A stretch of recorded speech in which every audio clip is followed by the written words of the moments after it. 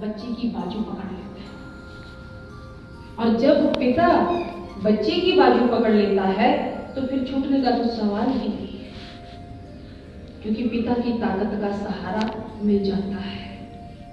पिता फिर बच्चे को इधर उधर जाने नहीं देता, उसका जिम्मेवार बन जाता है, उसे घर तक ले जाता है। कहते यही वक्त के सतगुरु करते हैं। जब वो जिस शिष्य की बाह पकड़ लेते हैं फिर उसकी जिम्मेवार बन जाते हैं, उसे छोड़ते नहीं है, हर पल हर क्षण उसका ध्यान रखते हैं।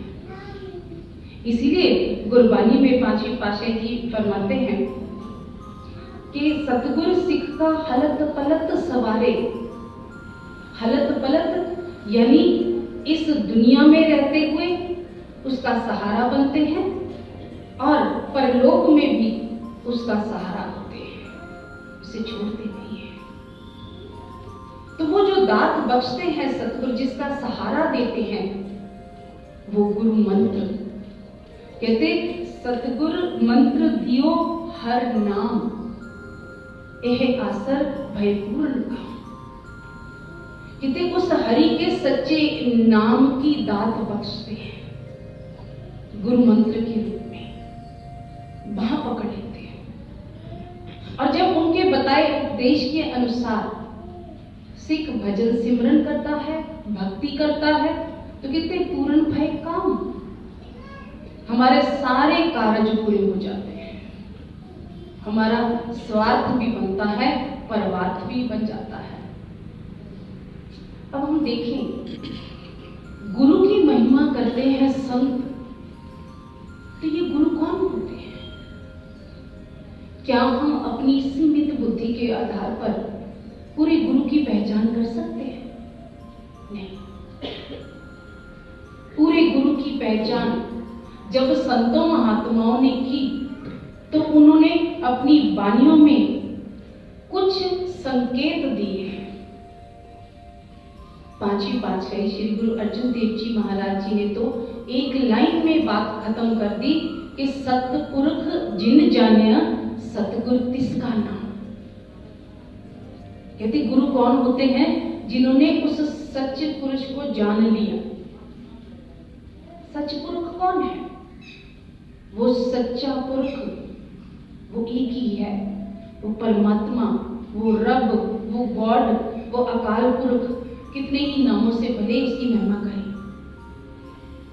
कितने ना सिर्फ उसका भेद पा लिया, उसमें एक मिक हो गए जो, और साथ ही उस परमात्मा का भेद देने का अधिकार भी मालिक की तरफ से उन्हें मिल गया, वो सतगुरु होते हैं। कहते सतगुरु जो जीव उनकी शरण में आता है, कहते उसका रंग रूप नहीं देखते, उसके गुण अवगुण नहीं देखते, जात धर्म मजहब कुछ नहीं देखते, वो तो दया करके उसे नाम की बख्शिश कर देते हैं, अपनी शरण में ले लेते हैं और वो असल भक्ति करने का भेद बता देते हैं, जिसके द्वारा मालिक को पाया जा सकता है। वो ये नहीं कहते कि घर बार छोड़कर जंगलों पहाड़ों में चले जाओ या व्रत रखो, उपवास रखो, तीर्थों पर जाना है, नहीं। तो एक ही बात समझाते हैं, सबके घर में बाहर नहीं, बाहर टोले सो पर बुलाई। कहते वो मालिक कहीं बाहर नहीं है। तो उस मालिक की अंतर्मुख भक्ति करने का हमें उपदेश देते हैं। और ये अंतर्मुख भक्ति जो है, जीवन के हम किसी भी हालात में क्यों ना हो, किस तरह से कुछ कहीं भी हम उस मालिक की भक्ति कर सकते हैं। तो जब सतगुरु का इतना बड़ा उपकार संतों महात्माओं ने देखा, तो अपनी वाणियों में उस मालिक के आगे एक अरदास, एक विनती की, एक प्रार्थना की। संत नामदेव जी उस मालिक के आगे एक प्रार्थना करते हैं। क्या फरमाया? हो दयाल सतगुर मेल तुमको पार उतारे के समा। कहते हैं मालिक, इस संसार समुद्र से पार होने के लिए किसी पूर्ण संत सतगुरु की शरण में भेज दो, सतगुरु की शरण हासिल हो जाए। तभी तो स्वामी जी महाराज जी ने वाणी में फरमाया, मेरी पकड़ो बांह हे सतगुर, नहीं बहो धार मैं बहुत जल। कहते मेरी बांह पकड़ लो, मेरे को सहारा दे दो। गुरु की इतनी महिमा है। अब ये जो गुरु बांह पकड़ते हैं तो फिर इससे जीव का क्या कल्याण होता है, आप जी आगे की कड़ी में अपना अनुभव हमारे सामने खुलकर रख रहे हैं। करम काट कोयला किया, ब्रह्म अग्नि परिजार, लोभ मोह भ्रम जारिया, सतगुरु बड़े दयाल।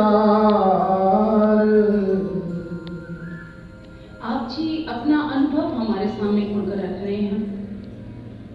क्या फरमाया आप जी ने कि जब मेरे सतगुरु ने मेरी बांह पकड़ी तो कहते मेरे जिम्मेवार बन गए हर बात के लिए।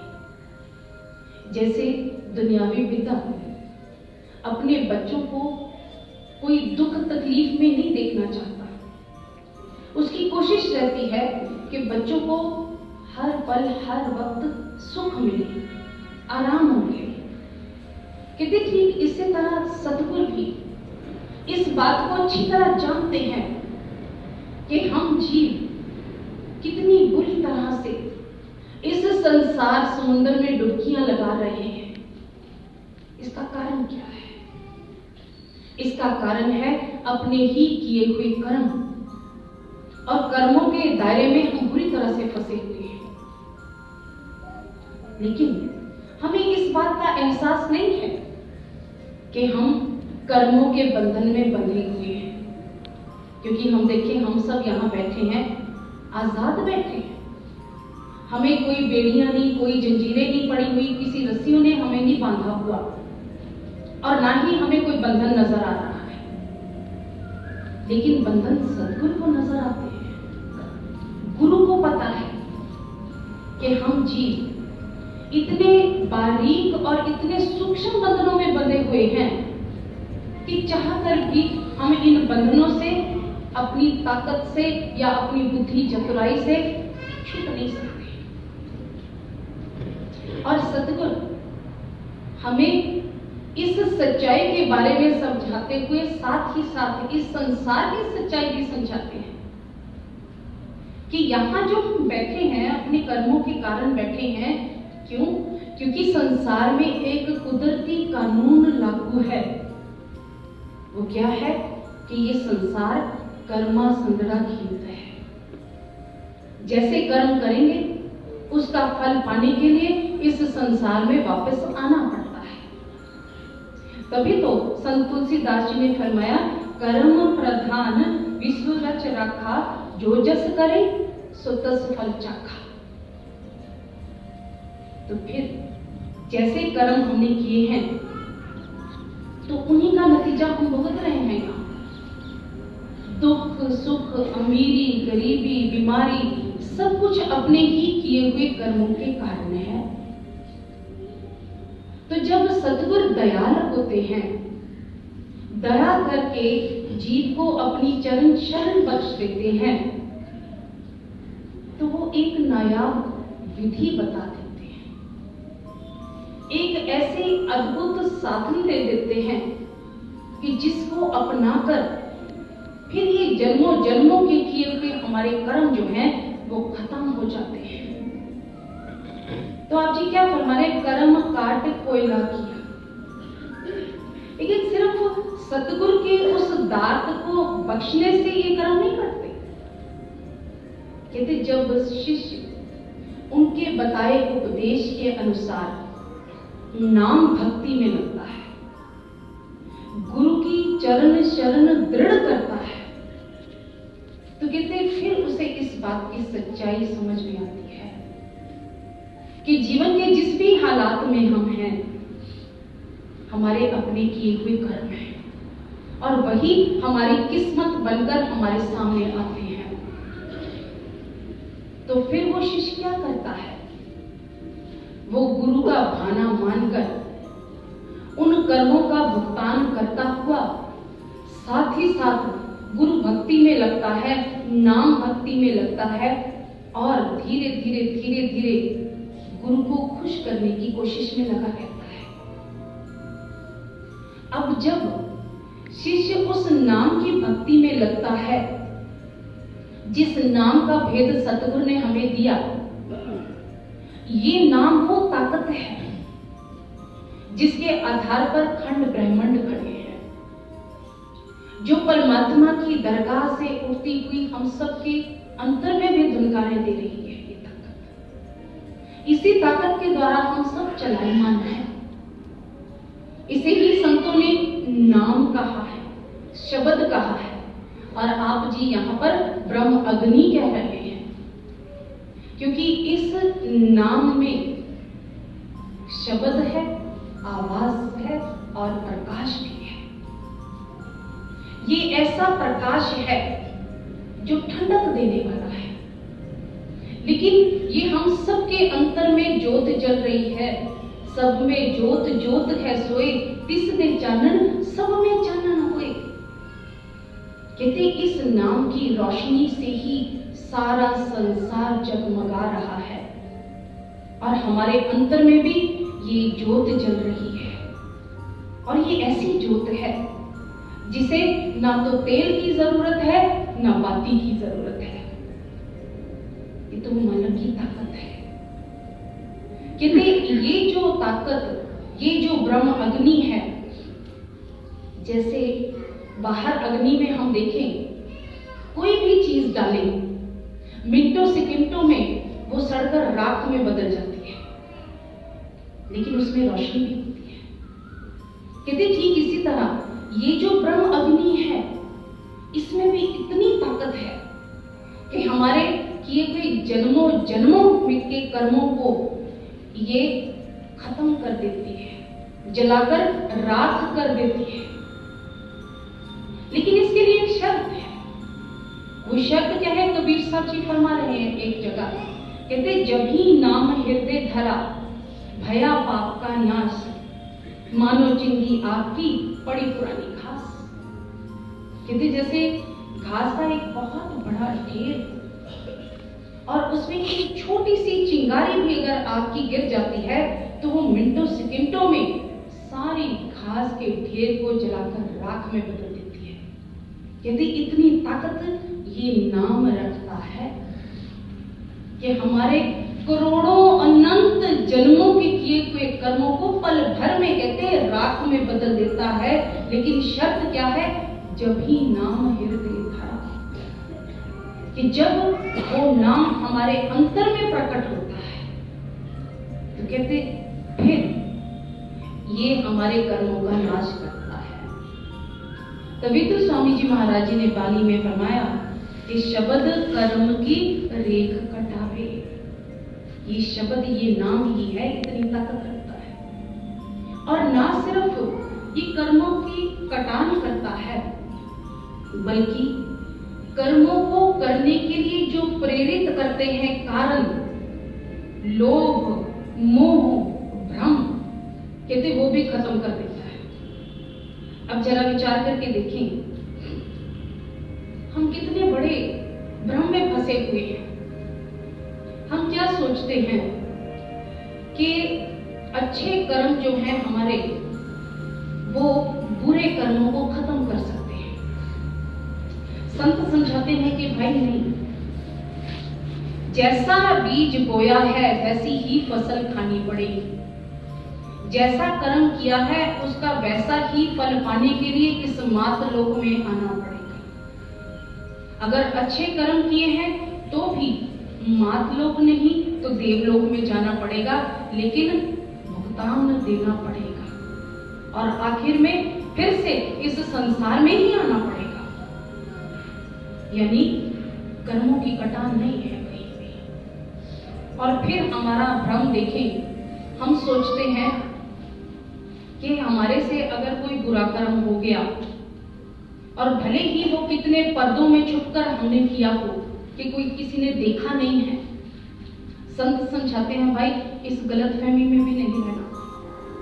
हमारे किए हुए हर एक कर्म पर उस मालिक की नजर है, क्योंकि वो कहीं बाहर नहीं है, हम सबके अंतर में बैठा हमारी हर एक करतूत को देख रहा है।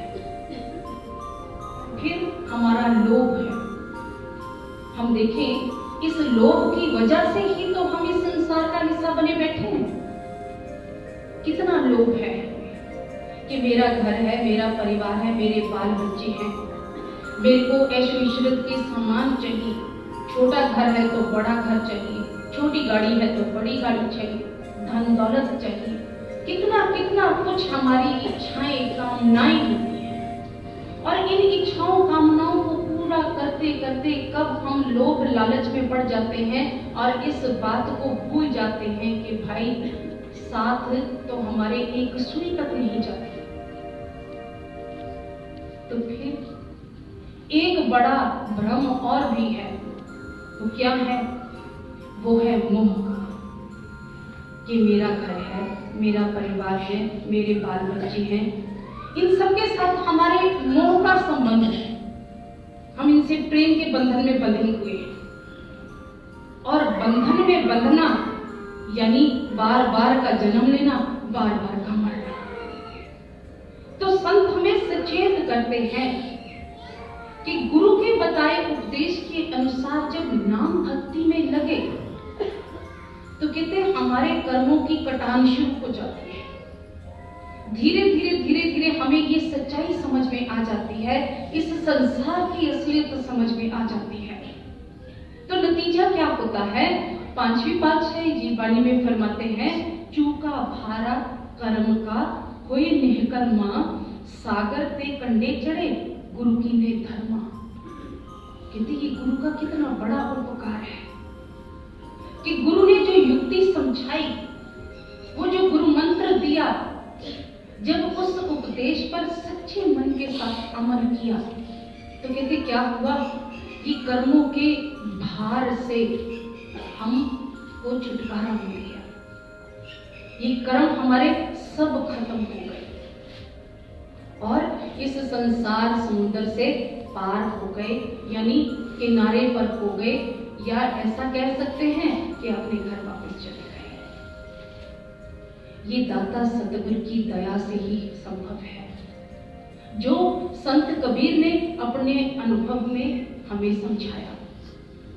अब आज की आगे की कड़ी में एक और बड़ा सुंदर उदाहरण देकर हम दुनियादार जीवों को वो असलियत समझा रहे हैं जिसे शायद हमने आज तक समझा नहीं है। कागा से हंसा किया, जाति परन कुल कोई, दया दृष्टि से सहज सब, पातक डारे धोए। संत समझाते हैं कि हमारी जो असल है ये शरीर नहीं है। जिस शरीर के मोह में हम पूरी तरह से फंसे हुए हैं, जिसे अपना समझते हैं, विचार करके देखें, धीरे धीरे ये हमारा साथ छोड़ता चला जा रहा है। बचपन में हमारी अवस्था क्या थी, बढ़ते बढ़ते जवानी में क्या हुई, और आज बुढ़ापे की ओर चल पड़े हैं तो आज हमारे शरीर की अवस्था क्या है। यानी इसकी ताकत जो है धीरे धीरे कम होती जा रही है। लेकिन हमने इस शरीर को असल समझा हुआ है। तो संत क्या समझाते हैं कि भाई हमारी असलियत जो है वो तो हमारी आत्मा है, जो इस शरीर के अंतर में है, जिसकी ताकत के द्वारा ये शरीर चलायमान है। ये परमात्मा की अंश, परमात्मा की ही तरह चेतन है, अविनाशी है, आनंद स्वरूप है। लेकिन उसके हुक्म से जब इस संसार में आई तो यहाँ पर कार्य व्यवहार करने के लिए इसे एक ऐसा यंत्र मिला, एक ऐसा इंस्ट्रूमेंट मिला जिसे मन कहा जाता है। अब मन भी कोई छोटी मोटी चीज नहीं है। संत समझाते हैं उच्च रूहानी मंडलों का रहने वाला है, ब्रह्म की अंश है। अब इस मन के बारे में तो हमने सत्संगों में अक्सर सुनते ही रहते हैं, लेकिन आज तक इस मन को हमने अनुभव ही नहीं किया, क्योंकि पता ही नहीं कि ये मन है कैसा, ये मन है कहां पर।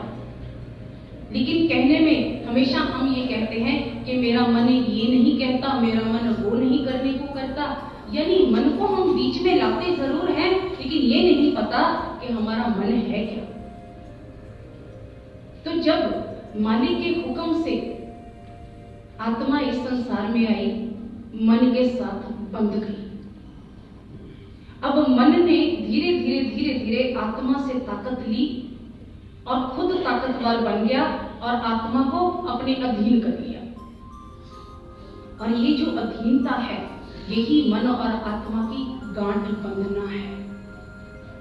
और तब हमारी आत्मा जो है वो जीव आत्मा में बदल गई। अब कर्म करता है मन, और उसका भुगतान देने के लिए आत्मा को इस संसार में आना पड़ता है। और ये अटूट सिलसिला जो है वो आज तक चला आ रहा है। अब ये मन ने क्या किया? मन देखें इसकी असलियत क्या है। संतों ने तो समझाया मन तो ज्योत स्वरूप है, अपना मूल पहचान, कि उच्च रूहानी मंडलों का रहने वाला है, प्योर है, पवित्र है। लेकिन जब इस संसार में आया, माया के संसार में, तो यहां पर ये विषय विकारों में फंस गया। और फिर इसकी जो स्वभाव है, इसकी जो प्रवृत्ति है वो है चंचल। हर वक्त भागता दौड़ता रहता है, पारे की तरह डोलता रहता है। हम देखिए यहाँ सत्संग में बैठे हैं, सत्संग में अगर मन लग रहा है, ठीक नहीं लगता तो एक सेकंड में ये भाग जाता है। घर में चला गया, परिवार में चला गया, बाल बच्चों में चला गया, रसोई में चला गया, दुकानों पर चला गया, नौकरी पे चला गया, ना जाने कहां कहां भाग जाता है। और हजूर तो यहां तक समझाया करते थे कि मन की दौड़ इतनी तेज है कि यहां बैठा ये अमेरिका पहुंच जाता है। इतनी तेज दौड़ है इस मन की। और ये जो मन विषय विकारों में बुरी तरह से फंसा हुआ है, उनकी लज्जतें लेता है, हर वक्त कोई ना कोई नया रस, कोई ना कोई भोग इसे चाहिए। तो इसकी असलियत समझाते हुए स्वामी जी महाराज क्या फरमाते हैं? इंद्री भोग बास भरमावे, भक्ति विवेक नाश करवावे, छलबल मन के कहलग बरनू, ऋषि मुनि कोई जाए न। कहते हम तो दुनियादार हैं, फिर भी निर्बल निबाने जीव। ऋषि मुनि जिन्होंने कितने कितने साल तपस्या की, वो भी इस मन के छलबल को आज तक समझ ही नहीं सके। लेकिन कहते जब गुरु दयाल हुए, उन्होंने वो नायाब विधि बताई, वो तरीका बताया, तो कहते जब उस तरीके के अनुसार मालिक की भक्ति में लगे, तो धीरे धीरे धीरे धीरे मन जो भागता दौड़ता ये थोड़ा सा अंतर्मुख होने लगा। तो कहते फिर इसमें बदलाव आना शुरू हो गया। पहले ये जो मन था, ये हमारा विषय विकारों की गंदगी में फंसा हुआ था, इसे सत्संग में जाना अच्छा नहीं लगता था। कहते लेकिन जब धीरे धीरे भक्ति में बैठने लगा, तो फिर इसे सत्संग अच्छा लगने लगा। गुरु के दर्शनों की चाहत मन में तीव्र होने लगी, उसको पाने की बेहा पैदा हो गई। फिर ये सेवा में लगा, सिमरन में लगा, सत्संग में लगा। और जब ये सेवा सिमरन करता हुआ उस अवस्था में पहुंचा, तो इसे समझ में आया कि मेरी तो कोई जात ही नहीं है, मेरा तो कोई धर्म ही नहीं, कोई मजहब ही नहीं, हम सबको बनाने वाला वो पिता परमेश्वर है। इसीलिए आप जी क्या फरमा रहे हैं, कागा से हंसा किया जात वरन कुल खोए। सब कुछ समाप्त हो गया, खत्म हो गया, मन से सारे भेदभाव खत्म हो गए। लेकिन ये हुआ कैसे? कहते दया दृष्टि से सहज सब पातक डाले धोए। वो सतगुरु की दया दृष्टि क्या है? सतगुरु की दया दृष्टि, इससे भाव क्या है? गुरु का अपने सेवक को तवज्जो देना। कहते अगर एक पल मात्र के लिए भी उस सच्चे नाम के साथ जुड़ जाए तो कहते फिर हमारा जन्म मरण समाप्त हो जाता है, पातक डारे धोए, सारे पाप खत्म हो जाते हैं, धुल जाते हैं और हमारा मन जो है वो प्योर हो जाता है, पवित्र हो जाता है, हंस की तरह सुच्चे मोती चुगने लगता है नाम के। लेकिन हम देखें, हम दुनियादार हैं, मन हमारा जो है ये बड़ी जल्दी प्रभाव लेता है। अभी हम सत्संग में बैठे हैं, मन जो है सत्संग का प्रभाव तो लेता है, लेकिन जैसे ही यहाँ से उठ के जाएंगे बाहर की तरफ, धीरे धीरे ये दुनियादारी की ओर दौड़ जाएगा और घर पहुंचते पहुंचते ये सब बातें भूल जाता है जो हम सत्संग में सुनकर जाते हैं। तो फिर हमारी दुनियादारों की ये हालत देखते हुए आप जी आगे की कड़ी में हमें एक उपदेश दे रहे हैं। वो क्या है? सुनिए। अज्ञानी भटकत फिरै, जाति वरण अभिमान, सतगुरु शब्द सुनाया, भनक पड़ी मेरे कान। अब आप जी हम दुनियादारों की हालत पर अफसोस जाहिर कर रहे हैं और हमें अज्ञानी कह रहे हैं। संत महात्मा ही हैं जो हमारी हालत देखकर हमें सच्चाई समझाने की कोशिश करते हैं। वरना हम देखें, हमें कोई अज्ञानी कह के तो देखें। हम तो ये सोचते हैं कि हमारा जैसा कोई गुणी ज्ञानी और हो ही नहीं सकता। हमें ना सिर्फ इस संसार की सारी ज्ञान है, दुनियादारी का ज्ञान है, बल्कि हमें तो परमार्थ का भी पूरा ज्ञान है। लेकिन संत हमें अज्ञानता के अंधकार में से निकालते हैं। संत मत में जो ज्ञान कहा जाता है वो असल में तो उस परमात्मा के सच्चे नाम के साथ जुड़ना है, जिसके बारे में वाणी में फरमाया गया है, ज्ञान ध्यान धुन जानिए अकथ कहावे सोई।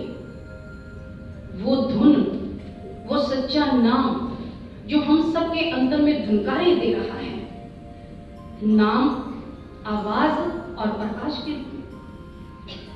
कहते उस धुन के साथ अपनी लिव को जोड़ना ही सच्चा ज्ञान है, ये सच्ची भक्ति है मालिक की। लेकिन हम अपनी अज्ञानता के वश इस बात को समझते ही नहीं और क्या करते हैं, भटकते फिरते हैं उस मालिक को पाने के लिए बाहर के बाहर। कभी जंगलों में जाते हैं, कभी पहाड़ों पे जाते हैं, कभी व्रत उपवास रखते हैं, कभी तीर्थों पर जाते हैं। तो हमारी इस भटकना को देखते हुए संत तुलसीदास जी क्या वाणी में फरमाते हैं, क्यों भटकता फिर रहा तू ए तलाशी यार में, रास्ता शहरग में है दिलबर के पाने के लिए। वो हमारा दिलबर, वो सच्चा प्रियतम, वो प्रभु कहते कहीं बाहर नहीं, हम सबके अंदर में है। इसलिए ये बाहर की भटकना छोड़नी है। और यही बात वाणी में भी गुरु साहब ने फरमाया, फरमाते हैं करे अंदर सब वत है, बाहर किछ नहीं।